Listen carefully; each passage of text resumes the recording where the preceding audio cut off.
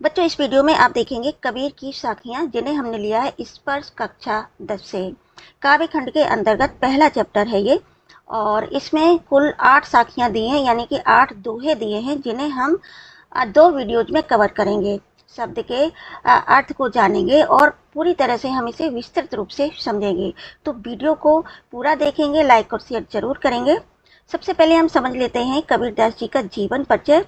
तो कबीर का जन्म 1398 में काशी में हुआ माना जाता है। गुरु रामानंद के शिष्य कबीर ने 120 वर्ष की आयु पाई। जीवन के अंतिम कुछ वर्ष मगहर में बिताए और वहीं चिर निद्रा में लीन हो गए, यानी कि इनकी मृत्यु हो गई। यहाँ से पाठ प्रवेश शुरू होता है, जिसमें साखी के संबंध में हम जानेंगे।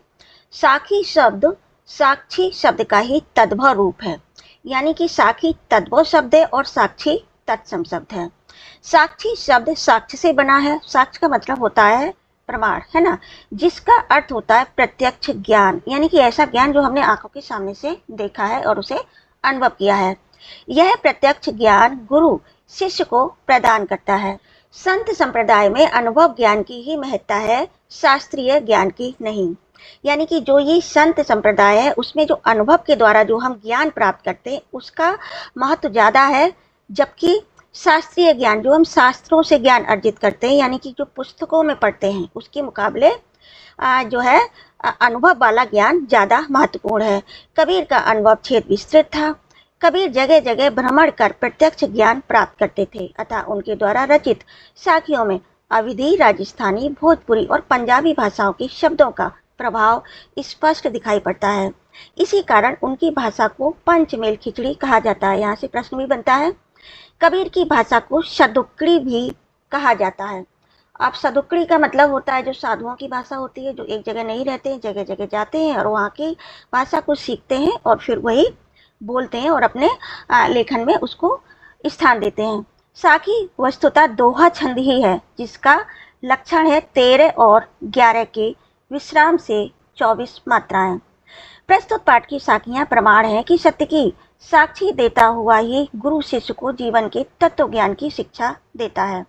यह शिक्षा जितनी महत्वपूर्ण होती है उतनी ही याद रह जाने योग्य भी, यानी कि इस तरह की शिक्षा हमें मतलब याद भी रहती है और हमारे जीवन पर प्रभाव भी डालती है और उस प्रभाव का असर दूसरों पर भी पड़ता है। तो ये एक दोहा छंद है, इसे हम दोहा भी कह सकते हैं। इसमें 13-11 मात्राएं होती हैं।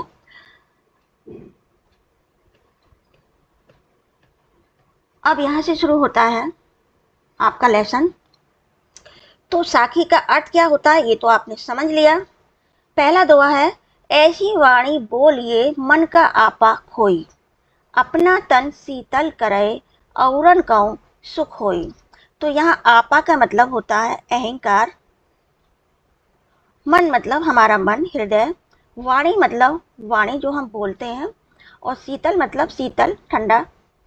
तो कबीरदास जी कहते हैं कि हमें, यानी कि सभी मनुष्यों को ऐसी वाणी बोलनी चाहिए जिससे हमारे अंदर का सारा अहंकार क्या हो, नष्ट हो जाए, खो जाए, खत्म हो जाए। ऐसा करने से क्या होगा, ऐसा जब हम करेंगे तो हमारा अपना तन शीतल रहेगा, यानी कि हमें आत्म संतुष्टि प्राप्त होगी और उसे सुनने वालों को भी सुख की अनुभूति होगी। इसलिए हमें हमेशा अपने मन का अहंकार त्याग कर अच्छे और मधुर वचन बोलने चाहिए। दूसरी साखी है, कस्तूरी कुंडली बसे मृग ढूंढे बन माही, ऐसे ही घटी घटी राम है दुनिया देखे नहीं। तो यह कस्तूरी एक सुगंधित पदार्थ होता है और कुंडली का मतलब होता है नाभि, बसे मतलब बचना, मृग मतलब हिरण। तो कबीरदास जी कहते हैं कि कस्तूरी नामक सुगंधित पदार्थ हिरण की नाभि में होता है, लेकिन वह उसे पाने के लिए वन में इधर उधर भटकता फिरता है। ठीक उसी तरह से जिस तरह से भगवान राम का वास इस दुनिया के, इस ब्रह्मांड के हर कण में है, यहाँ तक कि हर व्यक्ति के हृदय में है, लेकिन हम ये नहीं समझते हैं और उन्हें पाने के लिए इधर उधर ढूंढते फिरते हैं। यानी कि हम मंदिर मस्जिद जाते हैं, जो भी हमारे देव स्थल हैं वहाँ जाते हैं उन्हें पाने के लिए, जबकि मनुष्य को ये पता होना चाहिए कि भगवान श्री राम का वास हमारे स्वयं के हृदय में है। तीसरी साखी है, जब मैं था तब हरि नहीं, अब हरि है मैं नाही, सब अंधियारा मिट गया, जब दीपक देखा माही। तो यहाँ पर मैं का मतलब है अहंकार और हरि मतलब प्रभु। बच्चों, जो कबीर की साखियाँ हैं इसमें उन्होंने भगवान राम को आराध्य देव मानकर ही अपनी साखियों को लिखा है।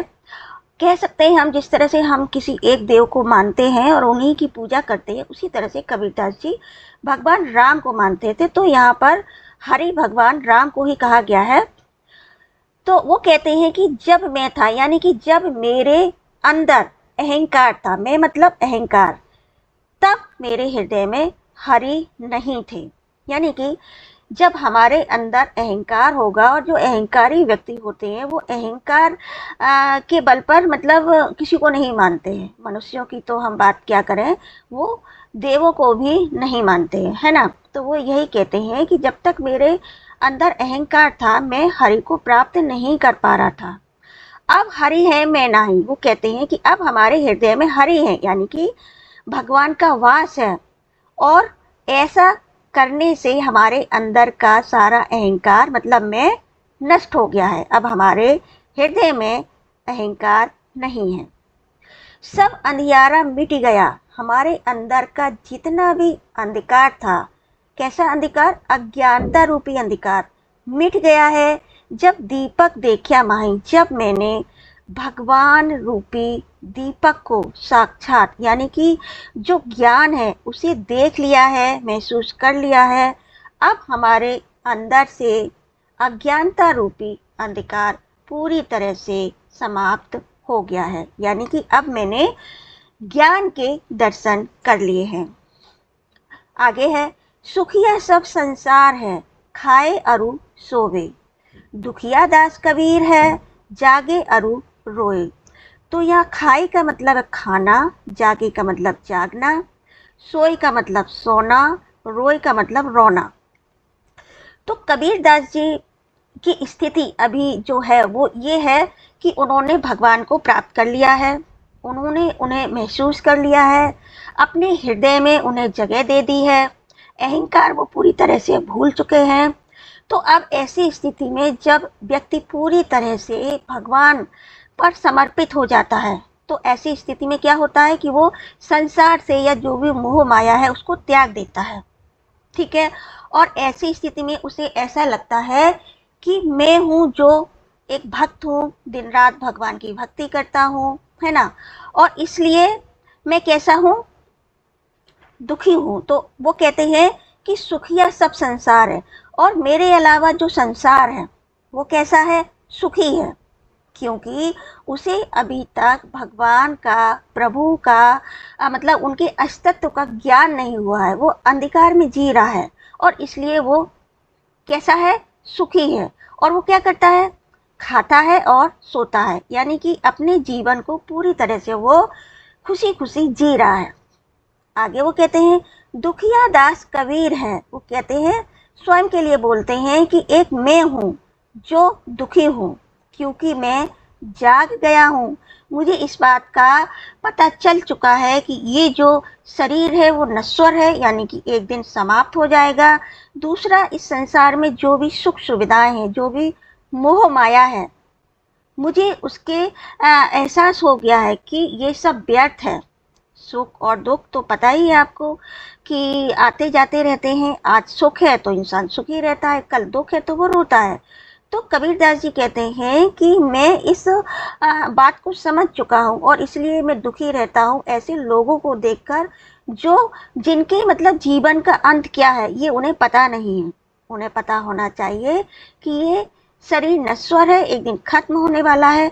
तो हमें सिर्फ सोना और खाना इसी पर विश्वास नहीं करना चाहिए, हमें प्रभु के अस्तित्व को समझना चाहिए।